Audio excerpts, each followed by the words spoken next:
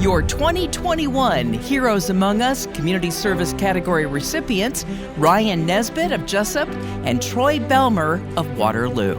It goes back to 1990, and we had lost a classmate of ours in Dunkerton to suicide, and we were a small class, Dunkerton High School, so 30-some kids in our class, and obviously affected us a lot. Bad day in life, but as I explained to a lot of people now in my adulthood, one of the best days of my life because of what we do now.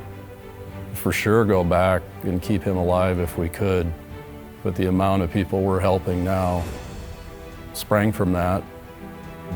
Ryan and I and our wives were sitting at our house in Fairbank one night having dinner and just kind of talking about how there wasn't anything for suicide prevention. Like you can find events for Alzheimer's and different types of cancer, and obviously there's a lot of breast cancer research and American Heart Association, but there was nothing for suicide prevention. And Ryan and I are both pretty active people, so we decided, let's do a 5K. Let's see what happens. And we figured we'd have 100 people show up, and that first year we had a little over 450 people show up, and it was just overwhelming.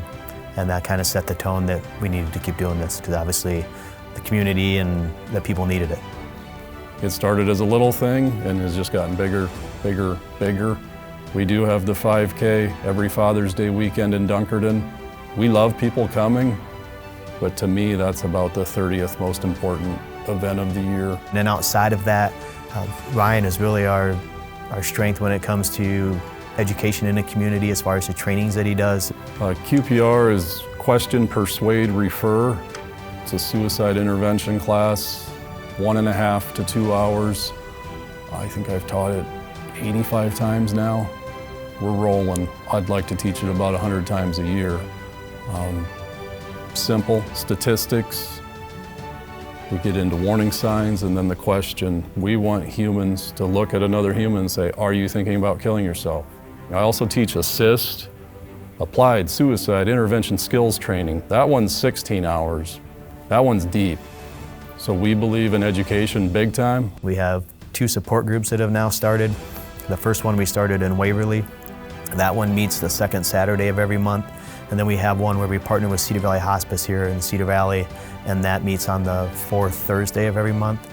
And those are grief support groups that are free to attend. Suicide loss support groups, I will advertise everywhere I go, because that was one of the big steps of healing. Probably around age 30, I finally went to a group, and after about 10 minutes was, wow. There's other people that feel like this. There's other people that hurt. I'm not the only one. Reducing suicide obviously is the overall goal, but in general I would say our goal is to continue to raise funds so that whether we're putting on classes that are free to attend because we're paying for it all, or we're doing something like we did today where we're presenting somebody in the mental health field with a check. The state funding isn't always there.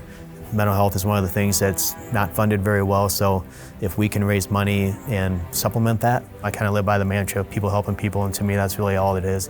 Ryan Nesbit and Troy Belmer, your 2021 Community Service Heroes Among Us.